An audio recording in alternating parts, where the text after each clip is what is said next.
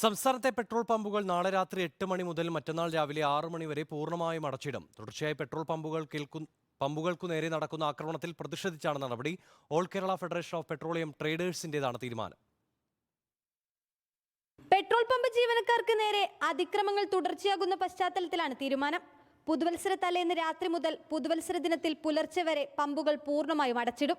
Petrol പമ്പുകളിൽ നടക്കുന്ന സാമൂഹ്യവിരുദ്ധ അക്രമങ്ങൾക്ക് ആശുപത്രി സംരക്ഷണ നിയമം പോലെ നിയമനിർമ്മാണം നടത്തണമെന്നാണ് പ്രധാന ആവശ്യം. അടുത്ത കാലത്ത് കേരള ഗവൺമെന്റ് നിർമ്മിച്ച bill for the prevention of atrocities against hospitals and health വർക്കേഴ്സിന്റെ മാതൃകയിൽ പെട്രോൾ പമ്പുകളുടെ സംരക്ഷണത്തിനും അതുപോലെ തന്നെ അവിടെ വർക്ക് ചെയ്യുന്ന ജീവനക്കാരുടെ സുരക്ഷിതത്വത്തിനും വേണ്ടിയിട്ടും ശക്തമായ ഒരു നിയമം ഉണ്ടാകണമെന്നുള്ളതാണ് ഞങ്ങളുടെ ആവശ്യം. ഈ സമരം കൊണ്ട് പരിഹാരം ഉണ്ടാകാത്ത പക്ഷം അതിശക്തമായ പമ്പുകൾ അടച്ചിട്ടുള്ള സമരവുമായി മുന്നോട്ട് പോകാനാണ് ഫെഡറേഷന്റെ തീരുമാനം.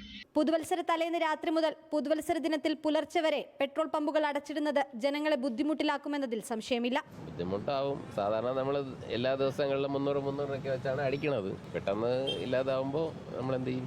അത് തിരക്കുള്ള ഓട്ടമുള്ള സമയമാണ്. അത് ബുദ്ധിമുട്ടാണ് ജനങ്ങൾക്ക്. ബുദ്ധിമുട്ടാവില്ലേ? ഭയങ്കര ബുദ്ധിമുട്ടല്ലേ?